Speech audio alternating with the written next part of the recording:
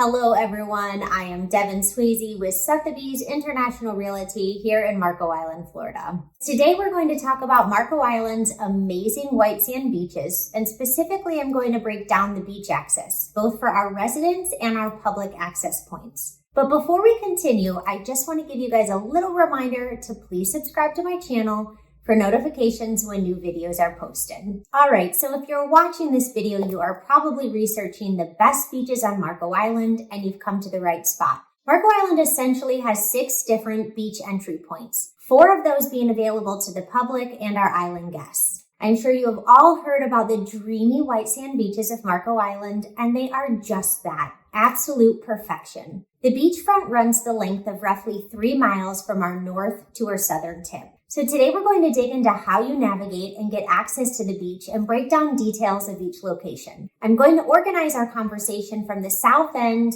working our way up north. This overview will be helpful specifically for renters or island guests in helping you figure out parking for each one of our beaches. If you are a newer Marco Island resident, this will also be helpful for you to better understand your new home. So let's get started on the south end of our island with South Beach access. This is a public beach access point with 2 separate parking lots, a paid lot for visitors and a members-only private lot for MICA members. MICA is our Marco Island Civic Association. Their primary beach location is Residence Beach, which is a bit further north, and I will talk about that further in the video. South Beach is exactly as the name indicates. It's located on the southernmost end of our island. I would say that this is probably our busiest beach and most accessible by the public. The public lot does fill up fast, so if you are planning a visit, I would get there early. There's only 70 parking spaces at the cost of $8 a day.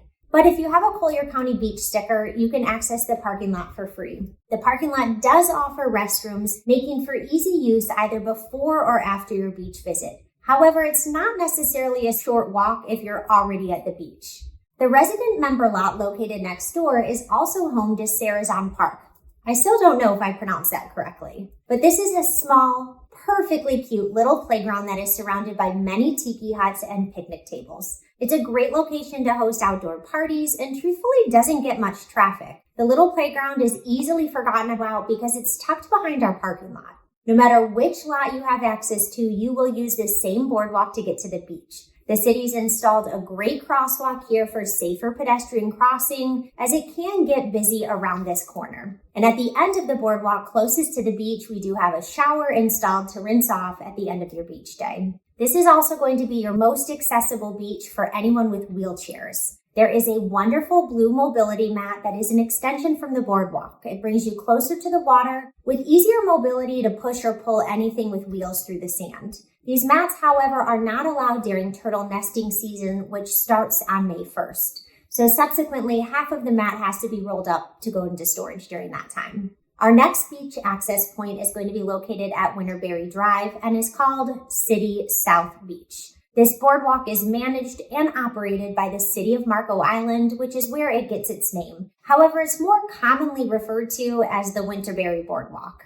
This is where Winterberry Drive dead ends into Collier Boulevard, and it's located right in between the Hilton and the Marriott Crystal Shores properties. Parking for this beach is privately owned at the Turtle parking lot, and they have a daily rate of $20. They do offer discounted rates after 5 p.m. of $10 and have holiday premiums. But because this lot is privately owned, your Collier County beach stickers are not valid here. Located at this intersection is also a 7-Eleven, making it convenient to grab some cold beverages or ice for the cooler. If you've forgotten any essentials, you will also walk past a large beach store, Sensations, and you can get everything you need for the beach here. Sunscreen, hats, towels, toys. It's as touristy as you can imagine. Next up, we have the Mid-City Beach Public Access. This is a public access beach boardwalk, but there is no designated parking for this area. So it's primarily used for island guests or residents that are within walking distance. This boardwalk is located between the Madeira and the Royal Seafarer, and to give you perspective, the Madeira is located at the northern end of the JW Marriott. While visitors do not have access to Marriott's amenities, they can walk up to their beachfront restaurants and go to Cane's Tiki Bar and have food and drinks. Our next beach is probably the most popular, Residence Beach. This is a private, members-only facility and access for residents of Marco Island. It's managed and owned by MICA, our Marco Island Civic Association. To qualify for membership, you need to either show proof of an annual rental lease or be a property owner. It costs next to nothing for this spectacular amenity, a whopping $150 annually. There is a guard gate, and to gain entry, you'll simply just need to show them your member pass. There is ample parking. The only time it really fills up to full capacity is the 4th of July for our huge beach party that takes place. Residence Beach is the cleanest beach facility I've ever been to. It is impeccably maintained, offering clean restrooms, the cutest playground with several charcoal grill areas and tiki-covered huts with picnic tables. There's also a restaurant on site called Paradise Grill. They serve breakfast and lunch and offer the ultimate convenience for easy and very casual beachfront dining. No shirt, no shoes, no problem. The boardwalk has a large shower area to clean all the sand and salt water off at the end of the day. And at the end of this boardwalk, there is a double row of tiki huts that have permanent benches situated between. These benches are mostly used during sunset so spectators don't have to walk all the way to the end of the beach. But during the day, these tiki huts are often used by those who like to relax with a book and their toes in the sand and simply enjoy the convenience that the shade of the tiki huts offers. The walk down to the beach is a bit long, but oh so worth it. In my opinion, this is probably one of the biggest values of home ownership in Marco Island.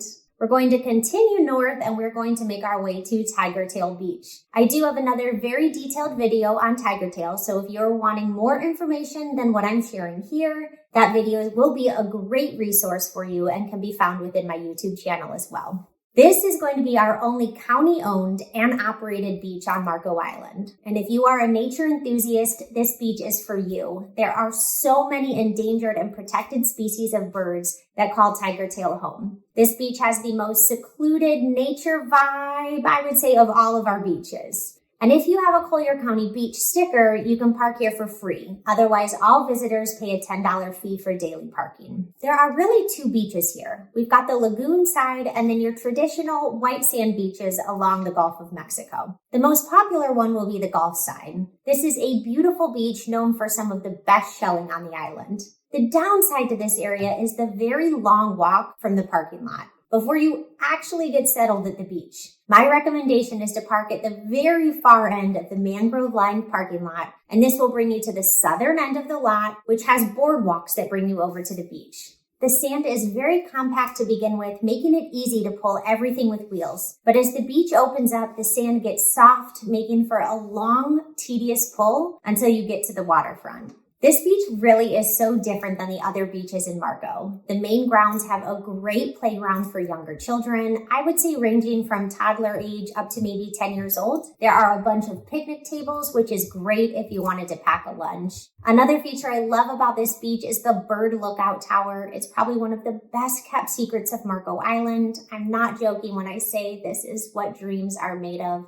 It is absolutely picturesque, and if you've made it this far in my video, you are now lucky enough to know about it. I think it's only 3 stories high, but just high enough to feel the amazing ocean breeze and have a tremendous view. Our final Marco Island beach is Hideaway Beach. This is another private beach that is managed and maintained by Marco Island's only gated community, Hideaway Beach. This is accessible to residents within that community only.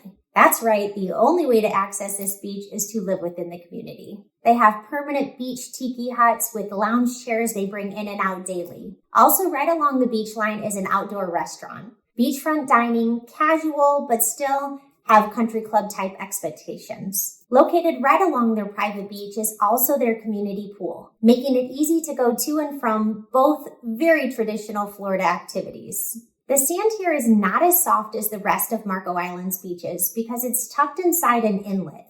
So this beach doesn't have your traditional waves washing up, rather it's very calm water. It's a different vibe, but nonetheless a wonderful private beach. This was a lot of information on Marco Island beaches. I hope you have found this breakdown easy to follow and super informative. As always, my goal is to help you guys navigate all things Marco Island related. I'm a full-time career realtor here in Marco Island. I love sharing tips on everything related to our island and helping you during your research, whether you're visiting or considering making a move. If you found this information helpful, please consider subscribing to my channel. You'll stay informed every time I post new videos. I'm Devin Sweazy with Sotheby's Realty in Marco Island, Florida. Please reach out at 239-919-7400.